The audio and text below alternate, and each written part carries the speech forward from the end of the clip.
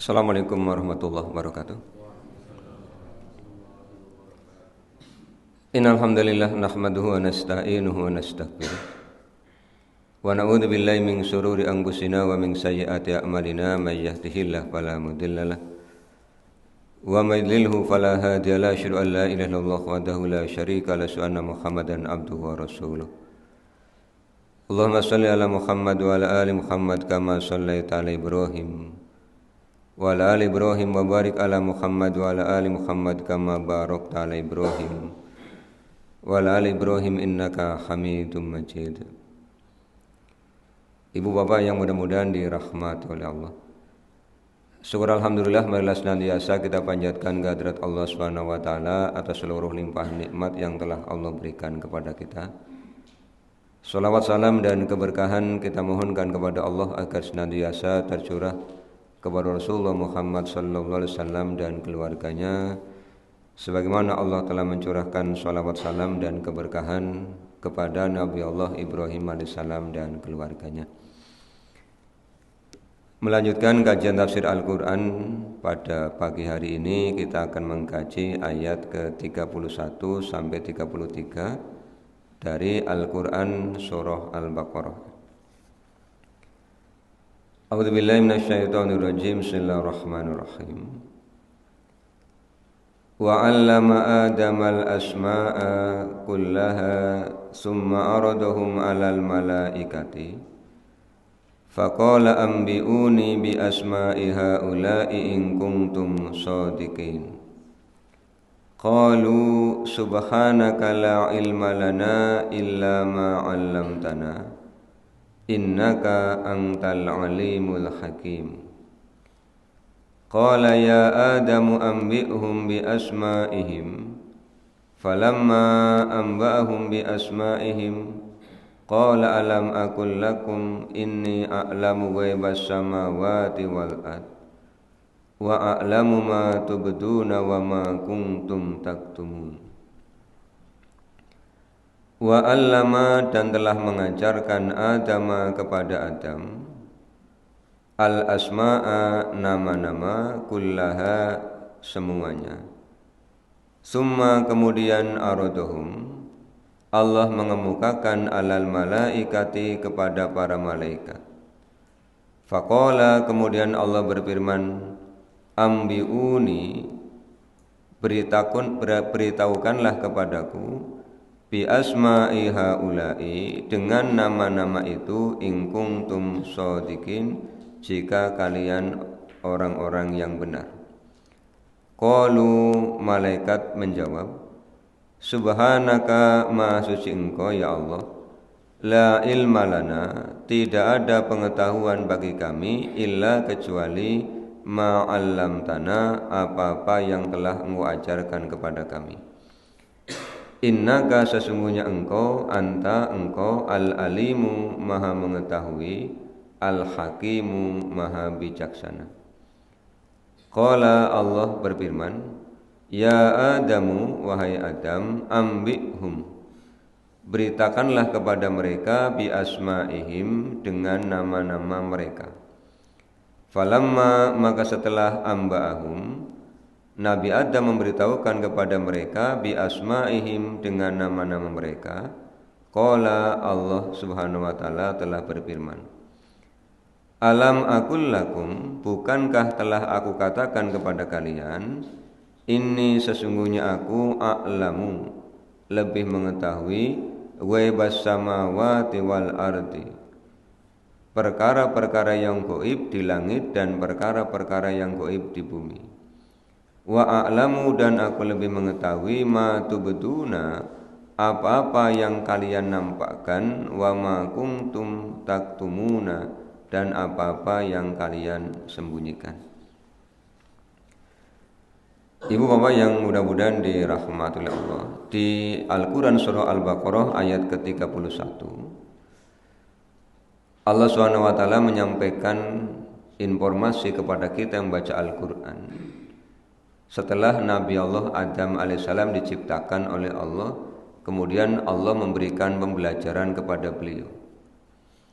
Di Al-Quran surah Al-A'raf ayat yang ke-11, Allah menyampaikan walaqad khalaqnakum summa sawwarnakum summa qulna lil malaikati isjudu li adama fasajadu illa iblis lam yakum minas sajidin. Dan sungguh kami yang telah menciptakan kamu, kami yang telah membuat bentukmu, dan kami berfirman kepada para malaikat, sujudlah kalian kepada Adam, maka mereka semua sujud kecuali iblis. Iblis termasuk yang tidak sujud. Dari informasi ayat 31 Al-Baqarah, kemudian ayat yang ke-11 dari Al-Quran surah Al-A'raf, kita bisa mengetahui setelah Allah menciptakan Nabi Adam, kemudian Allah mengajarkan kepada Nabi Adam nama-nama. Para mufassirin berbeda pendapat tentang nama-nama itu. Masing-masing mengemukakan pendapatnya berdasarkan riwayat yang sampai kepada mereka.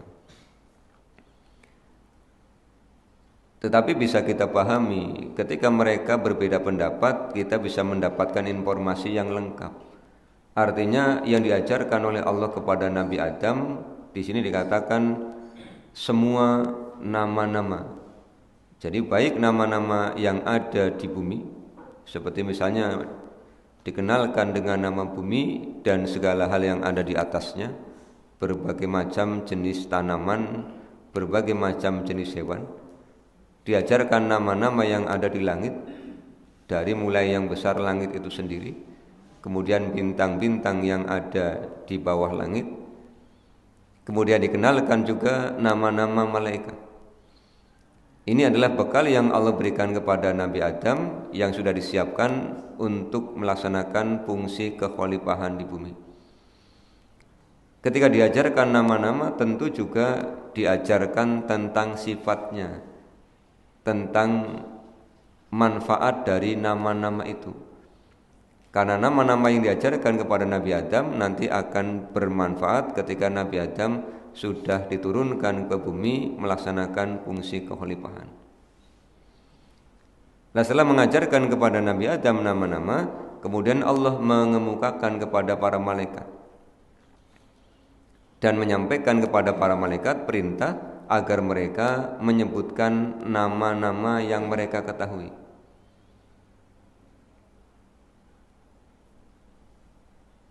Kemudian ketika malaikat mendapati perintah Allah untuk menyebutkan nama-nama dan mereka tidak mempunyai pengetahuan tentang itu, malaikat menyampaikan pujian kepada Allah. Kata malaikat, subhanaka, maha suci engkau ya Allah. La ilma lana illa ma 'allamtana. Tidak ada pengetahuan bagi kami kecuali apa-apa yang telah engkau ajarkan kepada kami. Nabi Adam diajari oleh Allah berbagai macam nama, kemudian menyampaikannya. Kemudian nanti akan menyampaikannya kepada para malaikat. Sementara malaikat tidak diberi pengetahuan tentang itu. Ini tentu kita memahami ini adalah iradah Allah Subhanahu wa taala. Allah mengajarkan kepada Nabi Adam yang tidak Allah ajarkan kepada para malaikat. Hikmahnya apa? Kita bisa mengambil hikmah Nabi Adam diajari karena itu untuk kepentingan nanti kehidupan Nabi Adam. Pengetahuan berupa nama-nama itu nanti akan mendukung, memudahkan Nabi Adam ketika menjalankan fungsi kekhalifahan di bumi. Malaikat tidak diberikan pengajaran seperti itu, sehingga ketika ditanya oleh Allah untuk menyebutkan nama-nama, mereka mengakui tidak ada pengetahuan apapun tentang nama-nama itu, karena memang mereka tidak diberikan pengetahuan oleh Allah. Mereka mengatakan la ilma lana illa ma 'allamtana.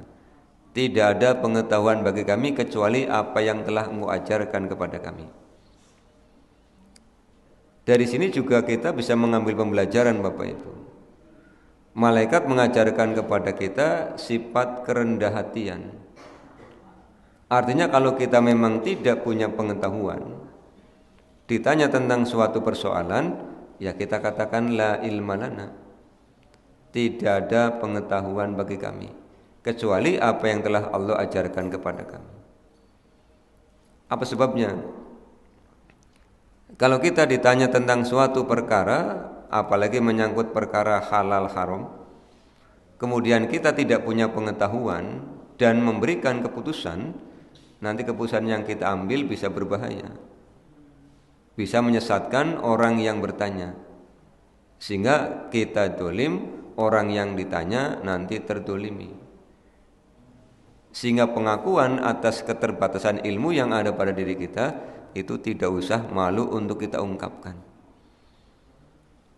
Bukankah faktanya tiap-tiap orang itu oleh Allah diberikan keahlian yang berbeda-beda. Kalau tidak ahli dalam suatu bidang yang ditanyakan, ya, serahkan kepada ahli bidang tersebut. Maka perintahnya kan fas'alu ahla dzikri, maka bertanyalah kalian kepada ahlinya. In kuntum la ta'lamun, jika kamu tidak mengetahui. Lah kita yang ditanya kalau tidak ahli jangan merasa ahli, nanti rusak. Contoh yang sederhana, tidak punya keahlian untuk mereparasi radio, punya radio rusak, kemudian coba dibuka sendiri. Karena tidak punya keahlian, ketika buka kan tidak niteni, baut-bautnya dipisah-pisah, begitu masang bingung sendiri, ini tadi di mana? Ketika dibongkar masih ada suaranya kresek-kresek. Setelah dipasang lagi malah sepi, kresek-kresek tidak muncul, karena bisa bongkar, bisa masang, tapi tidak pas, ketukar-tukar itu kan. Akhirnya kan pada konslet. Ini karena tidak punya keahlian, efeknya langsung dirasakan. Malaikat mengajarkan kepada kita kerendah hatian. Kalau memang tidak tahu, katakan tidak tahu. Tidak usah merasa malu. Apa sebabnya? Karena ilmu yang Allah berikan kepada kita itu ibarat tetesan air yang ada di ujung jari pada saat kita memasukkannya ke lautan.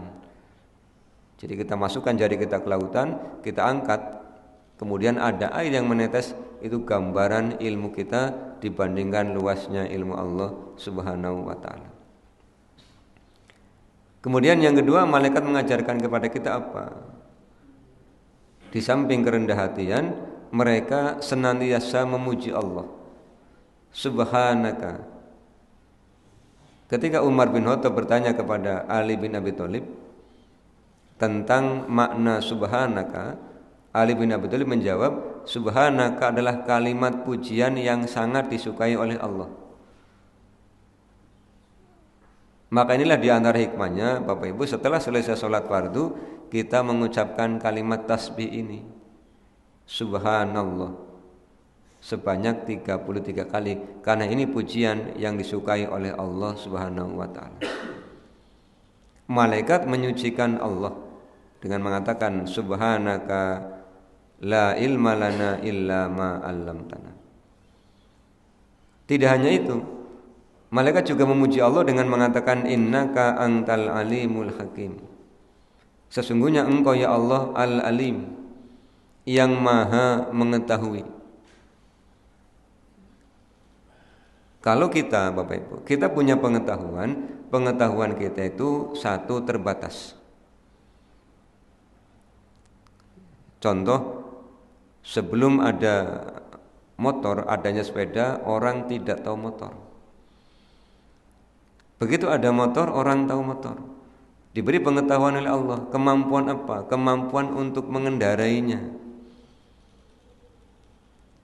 Tetapi tidak semua orang diberi kemampuan, pengetahuan, kalau mogok bagaimana cara mengatasinya. Paling-paling cara mengatasinya adalah dengan menuntun motor itu. Itu kan cara mengatasi motor mogok. Dituntun, bawa kemana? Ke bengkel.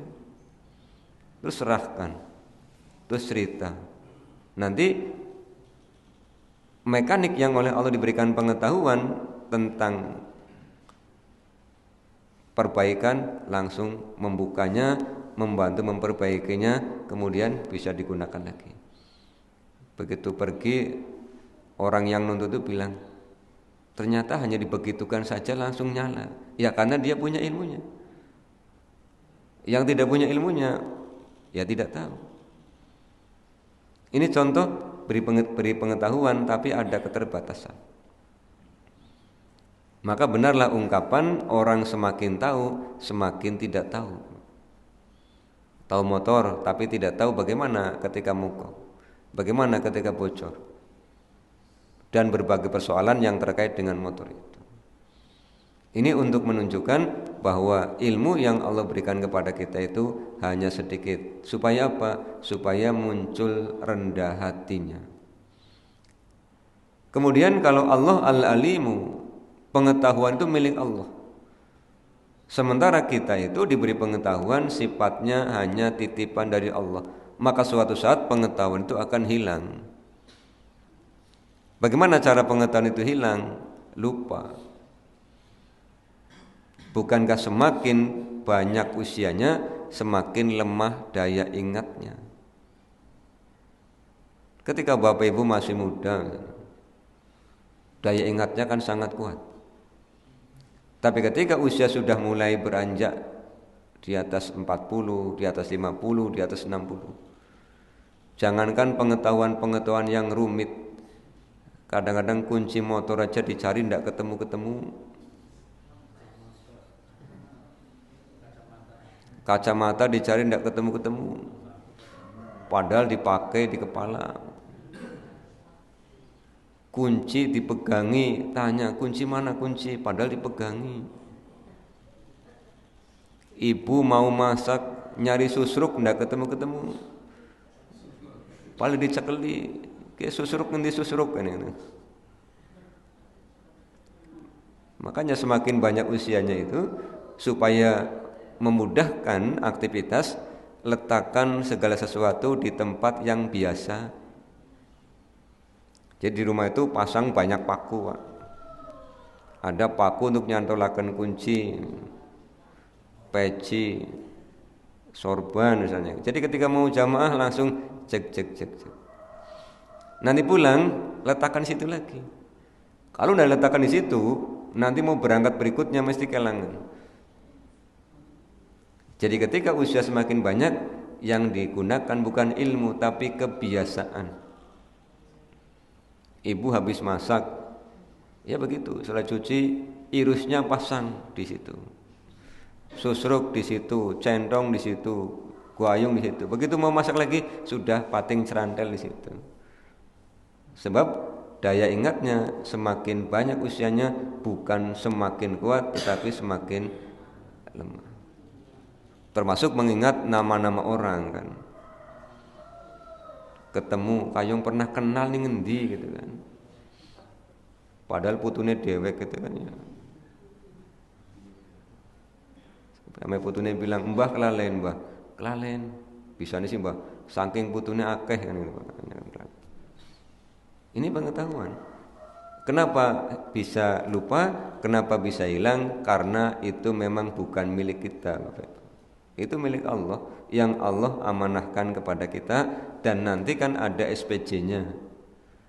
Ilmu itu digunakan untuk apa? Tapi kalau Allah karena pemiliknya, maka Allah Maha. Kemudian malaikat juga memuji Allah dengan mengatakan Al-Hakim, Maha bijaksana. Maka Allah menetapkan aturan-aturan berdasarkan irodahnya. Mendapati jawaban para malaikat, kemudian Allah berfirman kepada Nabi Adam, "Ya Adamu ambi'hum bi asma'ihim." Wahai Adam, beritakanlah nama-nama yang telah diajarkan kepada mereka. Jadi malaikat ditanya tidak tahu, Allah kemudian berpaling kepada Nabi Adam dan perintahkan Nabi Adam untuk menyampaikan yang sudah Allah ajarkan. Falamma amba'ahum bi asma'ihim. Kemudian Nabi Adam menyampaikan kepada para malaikat semua yang Allah ajarkan. Setelah selesai, Allah berfirman kepada para malaikat, "Alam aqul lakum inni a'lamu ghaibas samawati wal ard," kata Allah. Bukankah sudah aku sampaikan kepada kalian bahwa aku lebih mengetahui perkara-perkara yang gaib di langit dan perkara-perkara yang gaib di bumi. Ini tindak lanjut jawaban Allah atas pertanyaan malaikat sebelumnya ketika malaikat mempertanyakan kepada Allah, apakah engkau hendak menjadikan di bumi makhluk yang akan membuat kerusakan, makhluk yang akan menumpahkan darah? Apa jawaban Allah pada saat itu? Inni a'lamu ma la ta'lamun. Sesungguhnya aku lebih tahu apa-apa yang kalian tidak ketahui. Jadi bahasa lainnya Allah menyampaikan pada malaikat seolah-olah kan begini. Ini skenario yang sudah disusun dan engkau tidak tahu skenario itu. Di antara skenarionya apa? Allah akan ajarkan kepada Nabi Adam nama-nama yang tidak Allah ajarkan kepada para malaikat, sehingga ketika disampaikan kepada para malaikat, ini malaikat akan melihat Nabi Adam lebih utama untuk melaksanakan tugas kekhalifahan di bumi. Kemudian dari ayat ke-33 Ibu Bapak, kita bisa mengetahui bahwa perkara-perkara yang gaib itu hanya diketahui oleh Allah, baik yang gaib di langit maupun yang gaib di bumi. Sudah pernah saya sampaikan bahwa gaib itu dari segi waktunya bisa dikelompokkan menjadi dua, gaib masa lalu dan gaib masa depan. Gaib masa lalu misalnya apa? Informasi tentang penciptaan langit dan bumi, ini gaib masa lalu. Karena ketika Allah menciptakan langit dan bumi, manusia belum diciptakan, manusia tidak tahu. Termasuk kisah Nabi Adam ini yang Allah kisahkan kepada kita, itu adalah perkara gaib masa lalu. Ketika Allah menciptakan Nabi Adam, belum ada manusia lain yang Allah ciptakan. Sehingga tidak mungkin manusia tahu kalau Allah tidak memberitahu. Termasuk ketika malaikat bertanya kepada Allah tentang Nabi Adam, ini pun informasi gaib masa lalu. Dan berbagai macam informasi sejarah yang Allah sampaikan. Informasi umat-umat terdahulu itu adalah informasi gaib masa lalu. Kisah tentang Nabi Nuh, Nabi Hud dengan kaumnya, Nabi Soleh dengan kaumnya, Nabi Shu'aib dengan kaumnya, termasuk Nabi Isa alaihissalam dengan kaumnya. Ini dikisahkan kepada Rasulullah. Ini adalah peristiwa gaib masa lalu. Kemudian peristiwa gaib masa depan apa contohnya? Kematian. Ini gaib masa depan yang pasti akan terjadi. Ada yaumus sa'ah, hari kiamat. Ini gaib masa depan. Ada barzah, ada mahsyar, ada sirat, ada jannah, ada nar. Ini adalah gaib masa depan yang pasti akan terjadi.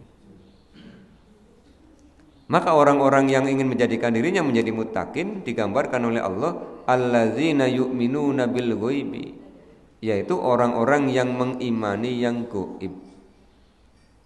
Yang gaib itu kan bukan sesuatu yang tidak ada, Bapak Ibu. Yang gaib itu sesuatu yang ada tetapi di luar jangkauan panca indera. Namanya gaib. Jangan masih ingat dulu ketika sekolah di madrasah, kalau dipersensi oleh ustadz-ustadzahnya kan, kalau ada laki-laki ngomongnya hadir gitu kan, kalau perempuan hadiroh, kalau tidak ada kan gaib gitu kan dipanggil misalnya Ahmad hadir Pak, terus dipanggil lagi misalnya Khalid gaib Pak. Artinya tidak ada di kelas itu, tapi ada di tempat lain, maka kita menyebutnya gaib. Lalu yang dipanggil perempuan misalnya Zainab ghaibah, ya kan hadir, hadiroh, gaib, ghaibah. Kalau di kelas sekolah dasar ada, tidak ada. Ya, jadi gaib itu ada, tetapi tidak dijangkau oleh panca indera. Artinya apa? Tidak hanya tidak dapat dilihat, juga tidak dapat didengar. Contohnya alam barzah, kan tidak dapat dilihat, tidak dapat didengar. Malaikat yang mengikuti kita tiap hari, raqibun atidun, tidak ada tetapi Pandangan mata kita tidak bisa menjangkaunya, telinga kita tidak bisa menjangkaunya, kulit kita tidak bisa menjangkaunya. Ini gaib, Bapak Ibu. Dan perkara gaib itu yang tahu hanya Allah Subhanahu wa taala. Lihat Al-Qur'an surah Luqman ayat yang terakhir ke-34. Allah yang mengetahui perkara-perkara yang gaib. Di antaranya apa? Di antaranya kapan kita akan mati. Itu gaib. Kapan hujan akan turun. Kadang-kadang kita lihat langit itu begitu gelap. Naik motor kita tergesa-gesa. Ternyata sampai malam tidak turun hujan. Kadang-kadang mau keluar rumah lihat langit cerah. Terus dibilangi mau jas hujan, ndak usah lah wong langitnya padang. Begitu keluar langsung terus. Lah, mikir langit padang ka udan. Karena ini perkara yang hanya diketahui oleh Allah Subhanahu wa taala. Apa yang ada di dalam rahim, apa yang akan terjadi besok, dan kapan hari kiamat, itulah perkara gaib yang hanya diketahui oleh Allah Subhanahu wa taala. Di langit yang gaib Allah yang tahu, di bumi yang gaib Allah juga tahu. Dan Allah tahu setiap hal yang ada di langit dan apa yang ada di bumi. Termasuk ketika daun-daun itu jatuh, Bapak Ibu. Wa ma tasqutu min waraqatin illa ya'lamuha. Tidak ada satu daun pun yang jatuh melainkan Allah mengetahuinya. Daun apa yang paling kecil? Daun lumut. Iya, lumut itu kan berwarna hijau itu kan. Nanti dipelajari lagi biologi. Ketika itu jatuh pun Allah tahu. Apalagi kita Bapak Ibu yang besar-besar segini diketahui oleh Allah Subhanahu wa taala. Maka kalau kita menyadari bahwa Allah mengetahui yang gaib, yang ada di langit, yang ada di bumi, dan Allah menyebut wa a'lamu ma tubduna wa ma kuntum taktumun. Allah mengetahui apa yang nampak dan apa yang tersembunyi, maka kita akan jadi orang yang berhati-hati.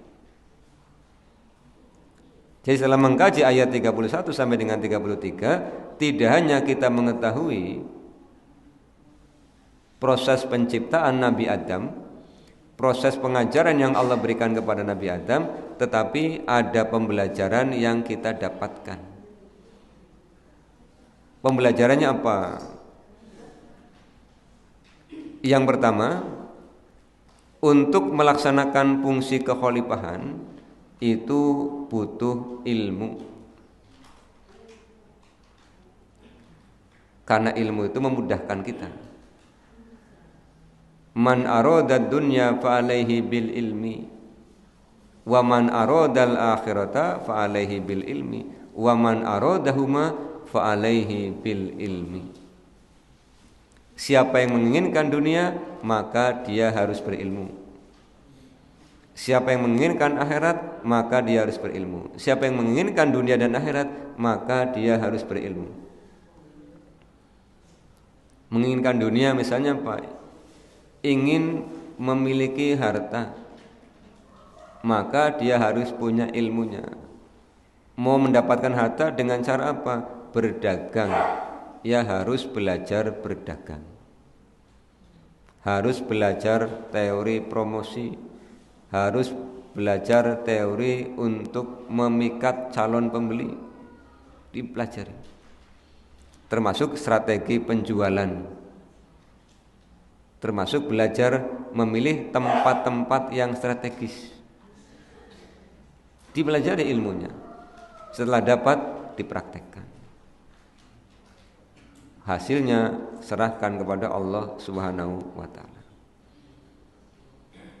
Ingin mendapatkan akhirat, salah satu kunci untuk mendapatkan kebaikan akhirat adalah dengan melaksanakan ibadah. Contohnya apa? Sholat. Sholat pun bisa kita kerjakan dengan mudah manakala kita sudah mendapatkan ilmunya. Bapak Ibu bisa lihat sholatnya anak-anak. Yang belum belajar hanya belajar meniru gerakan orang dewasa. Maka anak-anak ada yang ketika sholat takbir, habis takbir pergi. Nanti kalau mau ruku datang lagi. Sujud, imamnya belum mengangkat kepala, anak-anak sudah mengangkat kepala.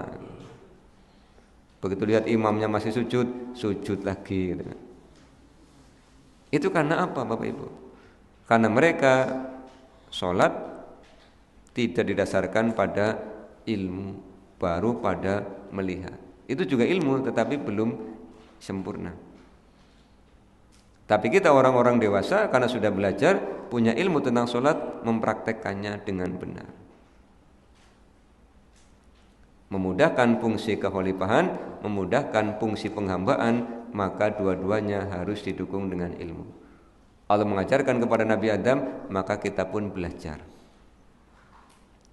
Kemudian yang kedua, dari ayat 31 sampai 33 kita belajar kerendah hatian. Berani mengakui kalau memang tidak mampu. Berani mengakui kalau memang tidak mengetahui. Jadi jangan memiliki sifat gengsi. Kalau tidak tahu, bilang tidak tahu. Atau belum tahu, katakan belum tahu. Jangan memutuskan perkara yang kita tidak tahu tanpa ilmu. Nanti menyesatkan orang lain, menyengsarakan orang lain, kita ikut berdosa. Kita belajar dari para malaikat yang mengakui kepada Allah ketidaktahuan mereka. Kemudian yang ketiga, kita bisa mengambil pembelajaran dari tiga ayat ini, 31, 32, 33, bahwa Allah lah yang maha mengetahui perkara yang gaib. Maka kita semakin mengimani Allah Subhanahu wa taala. Kalau ada informasi-informasi tentang perkara yang gaib, Bapak Ibu, maka cross checklah dengan Al-Qur'an dan Sunnah. Adakah itu berkesesuaian dengan Al-Quran dan Sunnah? Ada, maka kita kemudian mengimaninya. Kalau tidak, maka kita tidak mengimaninya, kita tidak mempercayainya. Karena perkara yang gaib itu milik Allah Subhanahu wa taala. Kemudian yang keempat, dari ayat ini kita juga mengetahui bahwa Allah yang maha mengetahui apa yang nampak dan apa yang tersembunyi. Yang nampak apa?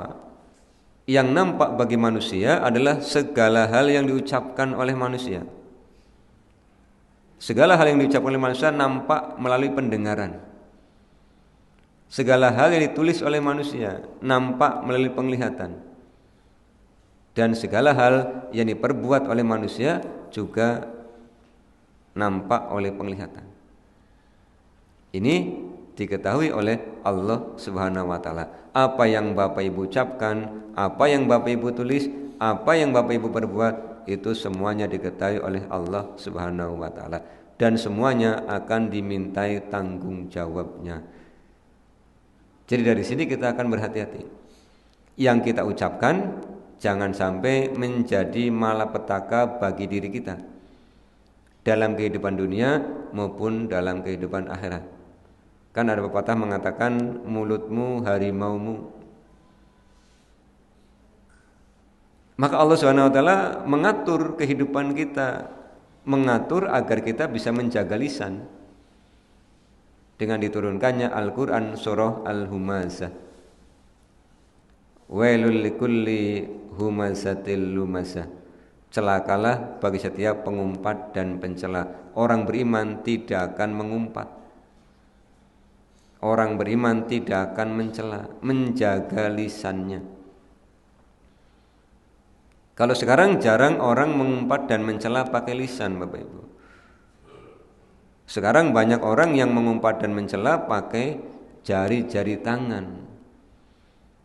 Tulisannya di medsos, platform apapun itu tidak jarang isinya umpatan dan celaan. Apa mereka lupa bahwa tangan-tangan ini akan berbicara, mengumpat seseorang, mencela seseorang, ketika orang yang melaporkan dihapus. Apa dia lupa bahwa ketika sudah keluar di medsos itu larinya jauh. Sudah ada yang nyimpen, sudah ada yang ngunduh, sudah ada yang screenshot.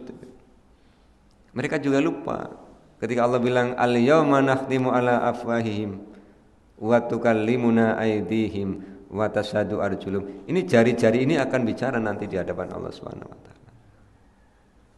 Maka kalau Allah melarang kita jangan mengumpat dan jangan mencela, ya bahasa lisan maupun bahasa tulis. Kapan orang biasanya mengumpat? Ketika sedang jengkel, kaget, papasan, keluar umpatan. Maka ketika sedang jengkel, ingatlah Allah, ucapkanlah a'udzubillahi minasyaitonir rajim. Terus diam. Agar lisannya tidak menyakiti orang. Agar jari-jari tangannya tidak ngetik di medsos yang menyakiti orang. Apalagi kita hidup di negara ini ada aturan undang-undang ITE. Jadi membahayakan diri sendiri juga nanti di akhirat berbahaya. Kemudian Allah mengetahui apa yang kita sembunyikan. Apa yang kita sembunyikan, Bapak Ibu? Yang kita sembunyikan itu kan ada dua. Satu yang ada di dalam kepala kita, pikiran. Maka Allah mengingatkan di dalam Al-Quran surah Al-Hujurat, ya ayyuhalladzina amanu ijtanibu katsiran minadh-dhunn. Wahai orang-orang yang beriman, jauhi oleh kalian banyak berprasangka. Kita dilarang berburuk sangka. Karena apa? Ketika pikiran kita berburuk sangka, Allah tahu. Jadi berbaik sangkalah kepada Allah. Termasuk ketika ibu bapak berdoa kepada Allah. Sudah berdoa berkali-kali, kemudian belum Allah kabulkan, jangan berburuk sangka. Jangan menyerah. Karena doa orang-orang beriman pasti dikabulkan oleh Allah. Tapi pengabulannya dengan 3 cara. Yang pertama dikabulkan ketika dalam kehidupan dunia. Sama dengan yang panjenengan minta. Tapi karena kita manusia itu punya sifat geris. Tahu geris ya? Pengennya ngomong langsung stroke gitu kan. Padahal kita aja kalau disuruh kan ya tidak geris, Pak. Kalau dipanggil oleh Allah kan kadang-kadang kita santai kan. Dengar ndak adzan? Dengar. Kan ini santai baik. Tenang bikinlah turun ke komat kan gitu kan. Wong kita aja kalau dipanggil oleh Allah santai, tapi kalau minta pengennya begitu ngomong, kan gitu kan. Begitu ndak dikabul-kabulkan protes. Wis ndonga ka ora dinene. Ya luka apa sih? Bapak Ibu, kalau kita baca Al-Quran, Nabi Zakaria itu berdoa kepada Allah pengen punya anak, dikabulkan setelah usianya lanjut. Itu Nabi loh Bapak Ibu. Nabi Ibrahim punya anak ketika usianya lanjut. Jadi dikabulkan oleh Allah, dikabulkan, tapi rentang waktunya lama. Ada yang hari ini berdoa, siangnya dikasih ya ada. Kan terserah Allah Subhanahu wa taala. Wong kita itu kan minta, ya terserah yang diminta. Jadi jangan maksa kalau doa. Apalagi ngancam-ngancam, tidak boleh. Doa kok ngancam-ngancam. Mintalah kepada Allah dengan penuh kerendah hatian, dengan penuh rasa takut. Yang kedua, dikabulkan, tetapi dengan yang lebih baik. Lebih baik menurut Allah Subhanahu wa taala. Kita kadang-kadang ketika dikabulkan mintanya A, dikasihnya B. Begitu diberi, hatinya sesek. Tapi berjalannya waktu, nembe sadar, iya ya. Kalau saya diberi A mungkin tidak sebaik ini. Karena hikmah itu datangnya belakangan. Kita kan tidak seperti Nabi Khidir yang oleh Allah diberitahu dulu, ini maksudnya, kemudian Nabi Khidir tahu. Kita kan seperti Nabi Musa. tidak diberitahu, maka ketika Allah mengabulkan doa kita kadang-kadang tidak rela. Padahal kita sudah biasa mengatakan apa Bapak Ibu? Raditu billahi rabbah. Aku ridho Allah sebagai Tuhanku, berarti harusnya ridho juga atas anugerah Allah yang Allah berikan pada kita. Ridho juga dengan qada dan qadar Allah. Atau doa-doa yang Bapak Ibu panjatkan itu Allah simpan nanti sebagai tabungan pahala di akhirat. Jadi jangan bosan berdoa, karena berdoa adalah ruhul ibadah, dipahalai. Ini yang ada di pikiran kita Allah tahu. Jadi setelah pagi ini ibu bapak buang jauh-jauh berburuk sangka kepada manusia, apalagi kepada Allah Subhanahu wa taala. Kemudian apalagi yang kita sembunyikan, apa yang ada di hati. Yang tersembunyi di hati contohnya apa? Niat. Ada orang bilang aku niatnya ikhlas karena Allah. Itu lisannya. Tapi hatinya ya hanya dia dengan Allah yang tahu. Maka karena Allah tahu yang kita sembunyikan berupa niat, berhati-hatilah dengan niat yang ada di hati. Ketaatan yang kita kerjakan semuanya niatkan karena Allah Subhanahu wa taala. Berhati-hati dengan hati, karena dalam hati ada sakit hati. Dalam hati ada tinggi hati. Dalam hati ada rendah hati. Dalam hati juga ada patah hati. Maka berhati-hatilah dengan hati. Kan bahasa Arabnya qalbun, bolak-balik, kadang kiyang, kadang sungkan, kadang sungkan nemen, kadang kiyang nemen. Ini Allah tahu. Itu pembelajaran yang bisa kita ambil. Mudah-mudahan setelah mengkaji ayat 31 sampai dengan 33 Al-Baqarah, kita menjadi orang yang senantiasa menjaga lisan, menjaga perbuatan, menjaga pikiran, dan menjaga hati, karena semuanya diketahui, dipantau oleh Allah Subhanahu wa taala, dan semuanya akan ada pertanggungjawaban. Demikian Bapak Ibu yang dapat saya sampaikan. Kita langsung tutup saja dengan baca doa kafatul majlis. Subhanakallahumma bihamdika asyhadu an la ilaha illa anta astaghfiruka wa atubu ilaika. Mohon maaf atas segala kekurangan. Wal afu minkum. Assalamualaikum warahmatullahi wabarakatuh.